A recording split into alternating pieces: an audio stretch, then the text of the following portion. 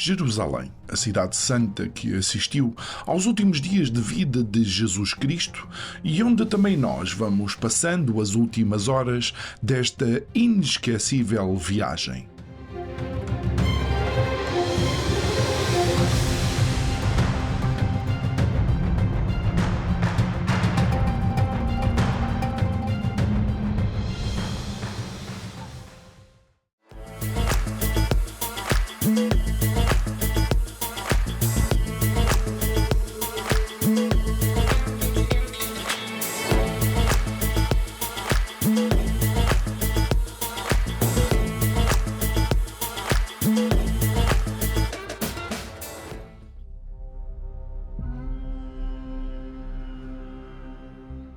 É quase impossível dissociar Jerusalém da sua aura divina, mas existem alguns momentos bem terrenais e mundanos.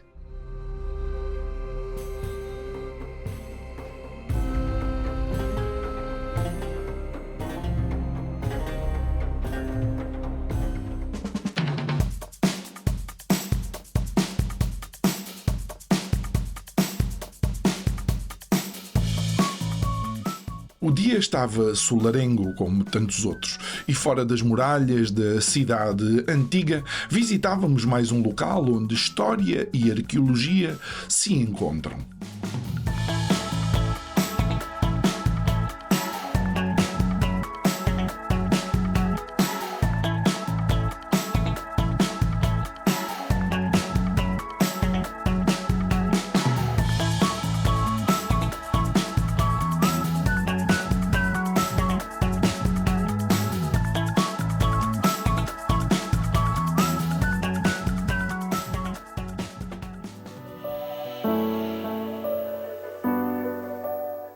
É incontornável numa cidade milenar como esta, achados arqueológicos espalhados um pouco por todo o lado.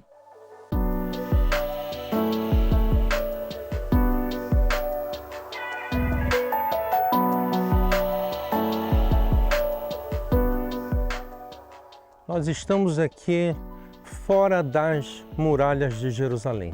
Se você perceber ao fundo, eu tenho as muralhas de Jerusalém e tudo em volta de Jerusalém nós chamamos de necrópolis. Necrópolis era onde eram enterrados os mortos e é interessante que são achados arqueológicos como este aqui à nossa frente, que é um túmulo de época, da época do nosso Senhor Jesus Cristo, aonde é bem provável que o túmulo de José de Arimateia tenha sido igual a este daqui, aquele túmulo que foi usado por Jesus.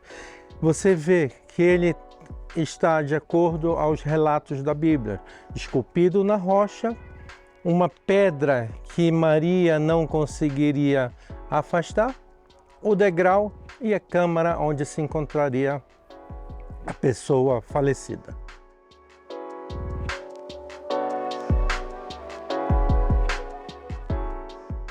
Uma vez mais, a exatidão do relato bíblico, neste caso nos Evangelhos, de como eram os túmulos na época de Jesus, dão credibilidade histórica à narrativa.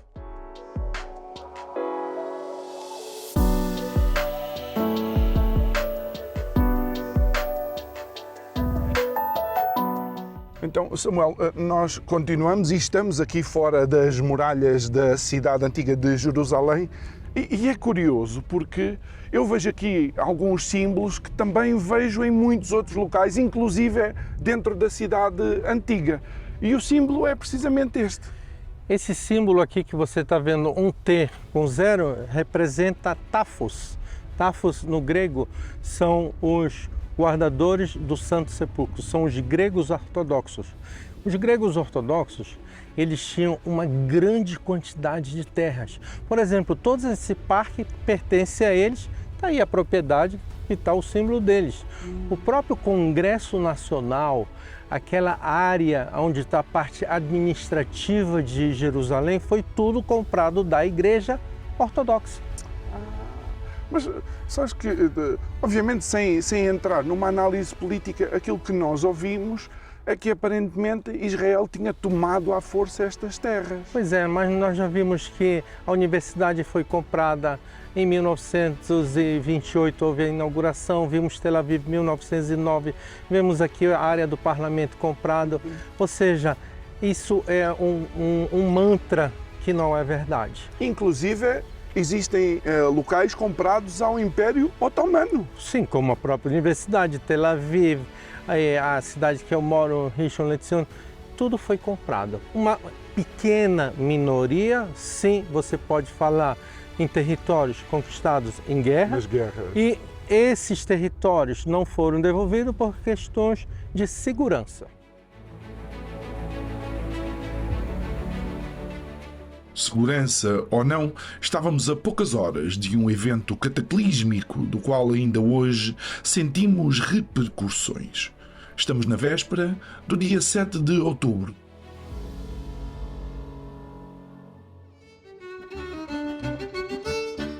Mas para já, o ambiente ainda é festivo.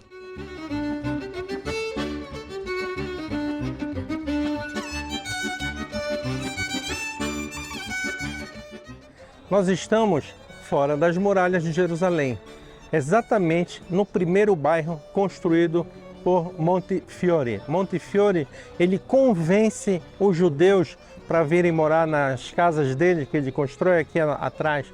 O bairro que ele constrói, ele paga para aqueles judeus irem morar na sua casa, já que ninguém queria sair de dentro das muralhas. E para isso, ele precisava que tivesse trabalho. Como o trigo sempre foi algo exportação de Israel, ele constrói este catavento para produzir o trigo através de geração de energia elétrica, através do moinho, mas infelizmente Jerusalém não tem vento, esse catavento nunca funcionou. Mas sim, estamos fora das muralhas, Mishkenot Shananim, 1860, primeiro bairro de Jerusalém.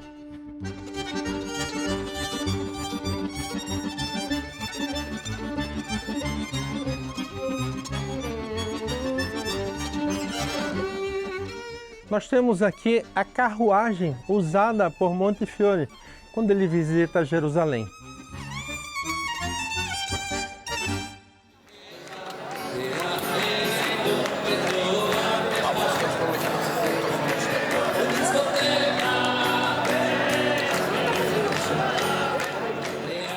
Está a finalizar uma das festas mais importantes do calendário judaico, a festa dos tabernáculos, ou Sukkot, que relembra os 40 anos no deserto do povo hebreu após a sua saída do Egito depois de 400 anos de escravatura.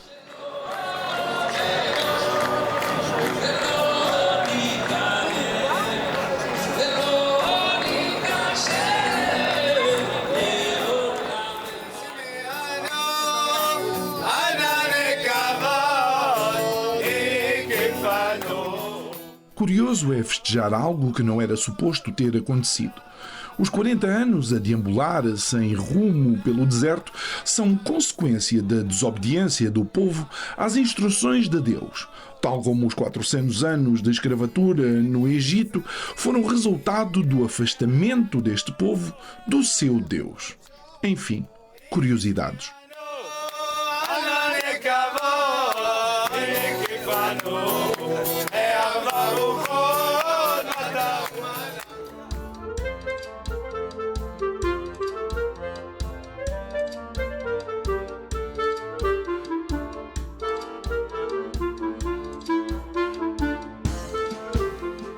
Esse aqui é o símbolo da festa, é o etrog, tá? Ele tem que estar perfeito para poder seguir os mandamentos. Eu vou mostrar os outros símbolos da festa. Eu tenho Lulav, Hadas e Aravot. São os 3 símbolos, mas esse que eu preciso fazer uma reza, dizendo isso aqui. Essa é a reza aqui. Eu vou fazer a reza desta Páscoa. Baruch atah Adonai Eloheinu melech haolam, asher kideshanu b'mitzvotav v'tzivanu al netilat lulav. Baruch atah Adonai Eloheinu melech haolam, שהחיינו וקיימנו והגיענו לזמן הזה.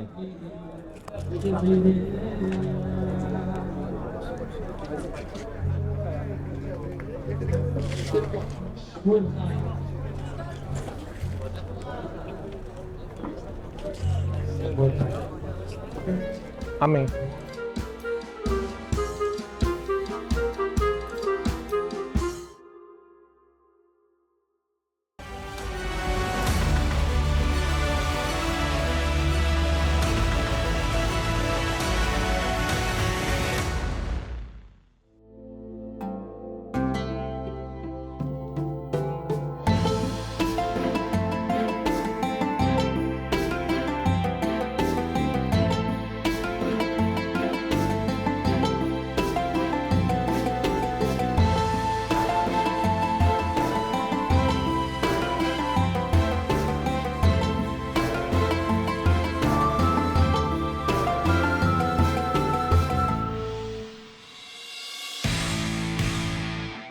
Estamos em pleno festejo do final de uma das 3 maiores festas religiosas judaicas e o entusiasmo de ter uma equipa de televisão estrangeira a filmar era bem evidente.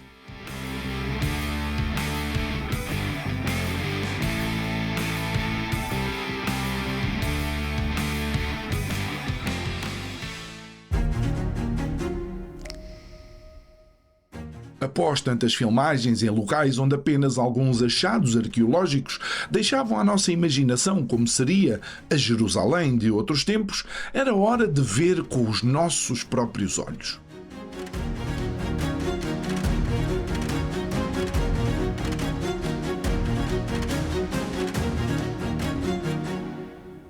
Nós estamos no Museu de Israel e nós temos uma maquete onde ela tem as medidas da época de Jesus. Essa maquete tem as mesmas medidas, é a mesma cidade da época de Jesus. Jesus, quando costuma ir a Jerusalém, é neste templo, o templo construído pelo rei Herodes, que Jesus faz as pregações. É neste templo que toda a parte externa é chamada de Pátio das Mulheres. Aquele pequeno estabelecimento ali no meio já é somente para judeus, e onde está o Santo dos Santos, somente o rabino podia entrar uma vez ao ano na Páscoa judaica. Ele podia entrar, que é quando você tem o Dia do Perdão.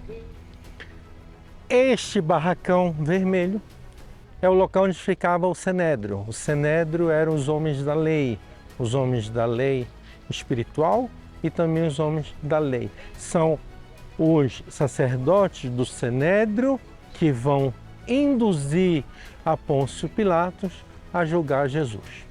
Ocorre que o Sinédrio quis julgar Herodes, e Herodes destituiu o Sinédrio, e ele diz: quem julga agora sou eu sou Roma.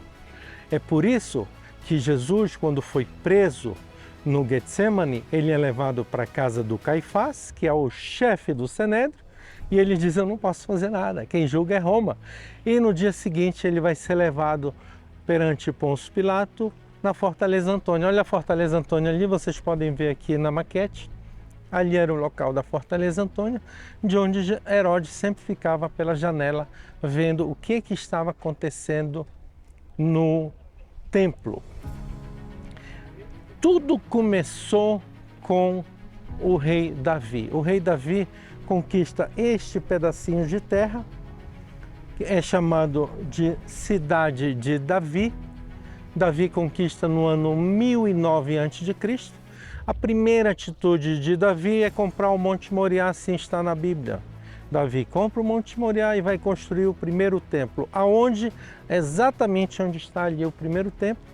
E era só aquele pedacinho, não tinha este pátio. Esse pátio vai ser feito por Herodes no ano 22 a.C., onde ele vai fazer um muro de arrimo para aumentar a área física de Jerusalém, já que Jerusalém ela recebia muitos visitantes durante as 3 festas judaicas.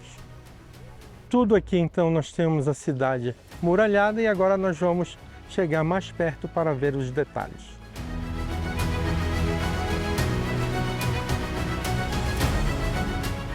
Importa recordar que a cidade foi destruída e reconstruída vezes sem conta, e também isso será um atestado à resiliência deste pedaço de terra.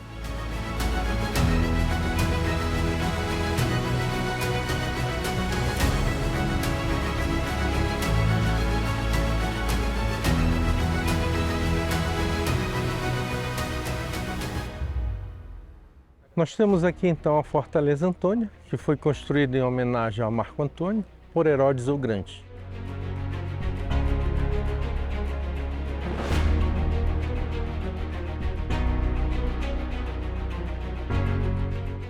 Herodes o Grande também constrói o grande templo, que é aquele templo onde Jesus ele vai fazer as pregações. E aqui nós precisamos imaginar que aqui existiu o Vale da Justiça, o Vale dos Cedros, é o mesmo local.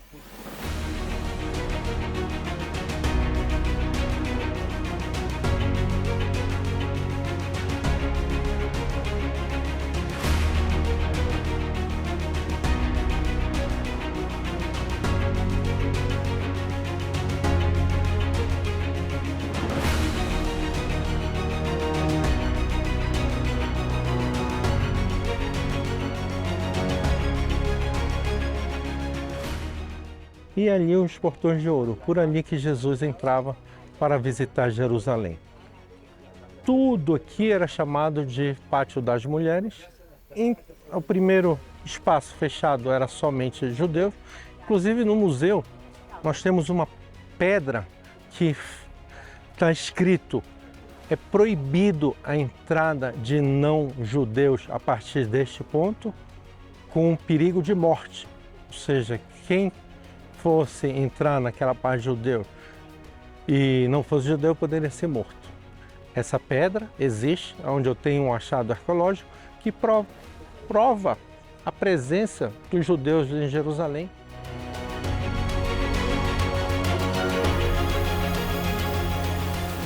Nesses dois tanques, chamando tanque de Betesda, nós temos uma passagem no Novo Testamento que fala que um homem há 38 anos aguarda a sua cura. Logo após, o anjo balançar as águas. Mas sempre chegava alguém e pulava na frente daquele paralítico. De repente, aparece Jesus e pergunta: o que fazes? E aquele homem diz: Senhor, eu aguardo há 38 anos entrar nas águas para ser curado. Jesus percebe a fé daquele homem e lhe diz: larga essas macas, larga essas muletas. E aquele homem fica curado milagrosamente e ele sai caminhando pelo mercado e todo mundo pergunta: quem fez este milagre? O homem era conhecido e todo mundo ouve: foi Jesus. Novamente Jesus, já pedimos a esse Jesus não fazer milagre aos Shabat. Mas sim, Jesus fez o milagre no Shabat e curou aquele homem que há 38 anos aguardava pela cura. E com essas atitudes de misericórdia e amor ao próximo, Jesus desafiava convenções e mexia num verdadeiro ninho de vespas, as autoridades religiosas da época.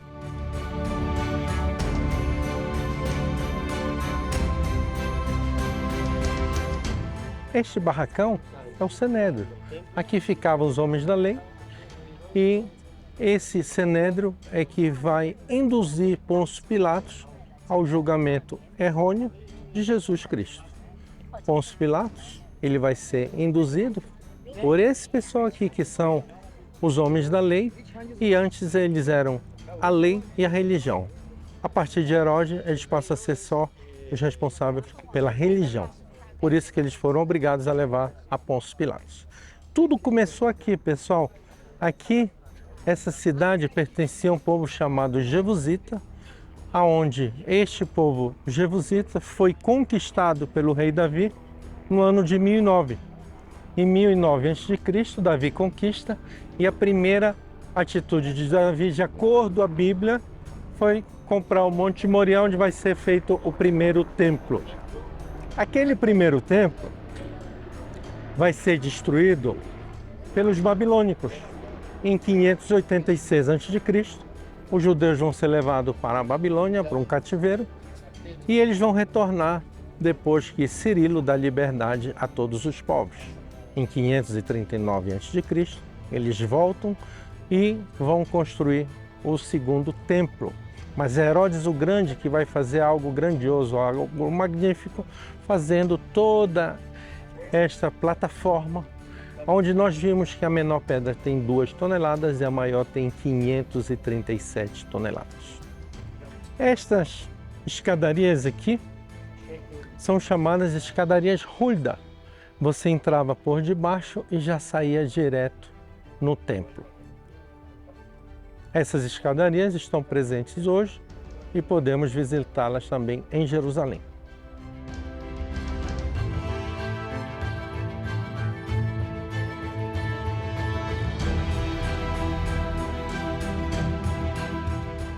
Ao ver a maquete, temos uma visão mais completa de como era a cidade nas suas diferentes épocas, mas muito particularmente enquanto Jesus nela caminhava.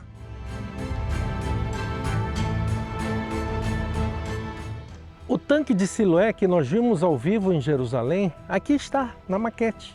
É neste local que Jesus, ele cospe ao chão, faz uma gosma, coloca no olho do cego e manda ele se lavar no tanque de Siloé e depois manda a pessoa se apresentar ao sacerdote do templo para mostrar o milagre de Jesus. Esta escadaria que você está vendo aqui, ela também foi toda achada. Essa escadaria vai até o templo e ainda hoje nós podemos passar por estas escadarias, pelos mesmos locais por onde Jesus passava para ir ao templo. Essa escadaria hoje é chamada de Via do Peregrino. Aqui, nesta região, nós temos o local onde Judas se enforcou. Judas, ao trair Jesus, ele recebe 30 dinheiros de prata. Ele se arrependeu, entrega ao Sinédrio. O Sinédrio não quer, porque é um dinheiro conquistado com o sangue de um homem, e eles compram essas terras. Essas terras são chamadas de Hakeldama, terras de sangue. A continuação de Hakeldama, nós temos aqui o Genom, inferno. Por que é chamado de inferno esta região? Porque nesta região eram queimadas as primeiras crianças ao nascerem, eram dadas como oferendas, ofertas aos deuses Baal ou Moler. Então aqui era chamado de inferno.